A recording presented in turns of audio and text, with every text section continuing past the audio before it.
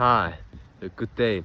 Some few words of wisdom, few words to experience for each one of us of who we are, what we are, and what we are about. So I'm in a place where there are many new builds, some big houses and some, how do you say, newly born rich people.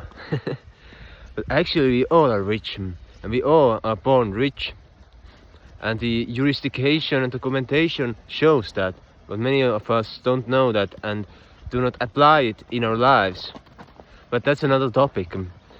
The topic for this day is that how can we use our wealth, our richness, to be more sustainable, to be more happy actually, that we can align our goals to the nature and apply our wisdom to coexistence and co-working with the nature. I know with wealth you can do all kinds of things, buy yourself a lot of stuff and etc.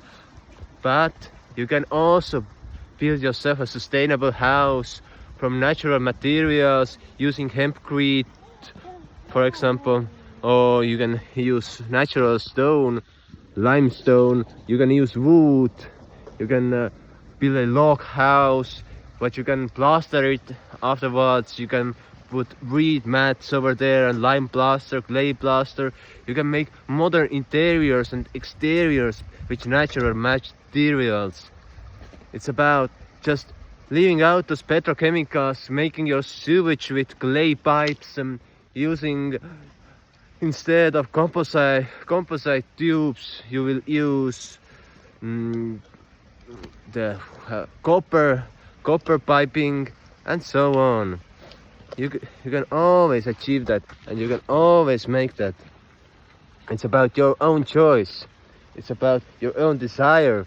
And if you understand the wealth comes from the land and wealth comes from the natural materials, we say resources, but earth is our own resource. We as humans cannot use earth as our resource, but we are the resource for the earth to inhabit and to anchor the wisdom from the spirit, from the great spirit within.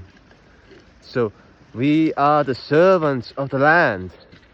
So when we create those big houses and country houses, we must find a balance of creation and balance of joy, that we go work with the land and we use materials. When we demolish the house, we can bring it back. We can build a new house or just put it in the ground and there will be a hill or something beautiful. So it's all about coexistence, co-working and cooperation. It's not about that we as humans are a separate species and we go and live our lives isolated in our insulated houses. Of course you can have good insulation and you can make systems that ionize the air, that you will be living next, the air in the house will be just like next to a stream or a waterfall. So you will breathe the living particles in your lungs. But it's all about cooperation with the land, cooperation with nature. When we insulate and isolate ourselves with petrochemicals, we breathe in toxins and we separate ourselves from the wisdom that we can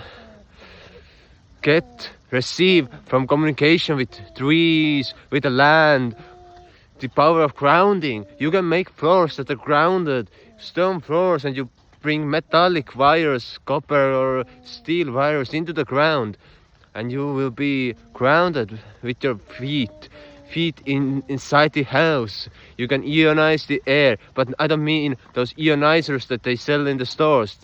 They are not good for you.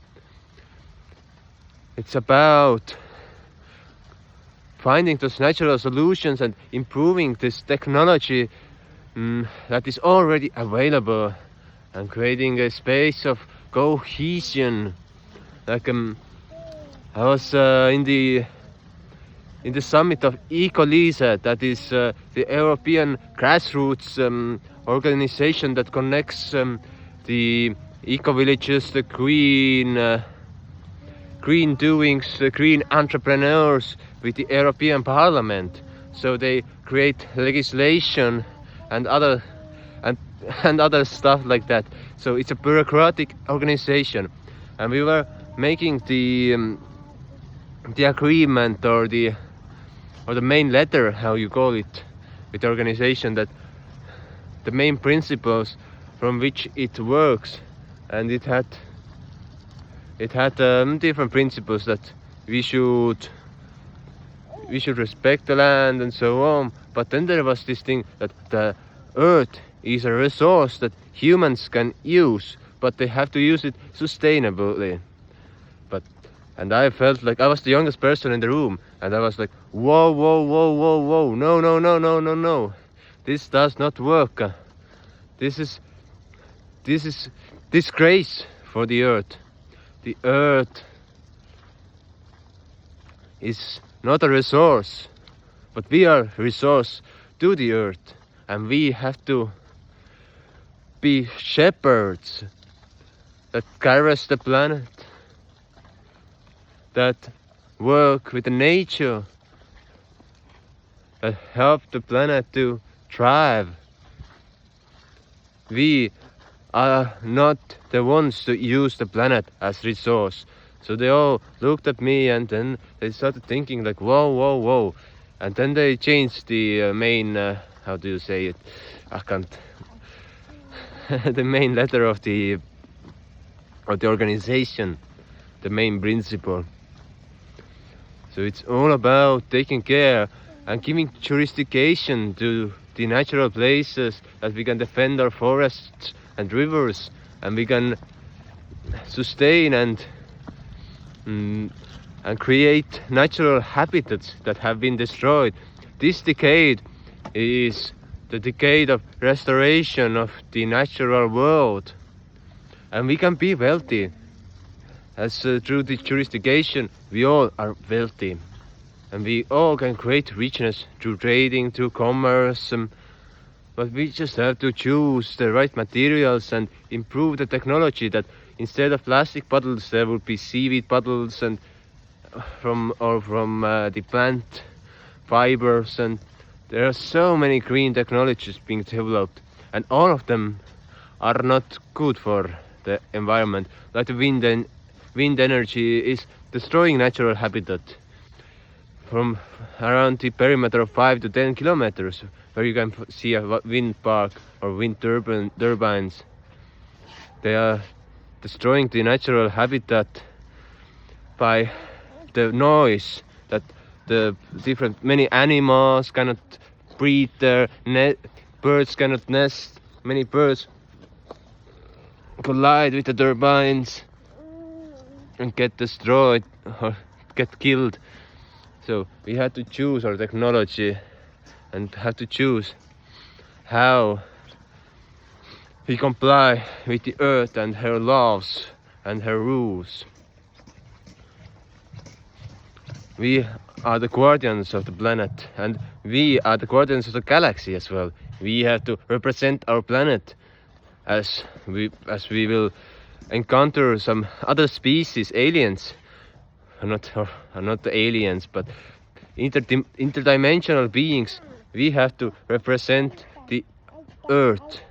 So I wish you a good day and goodbye.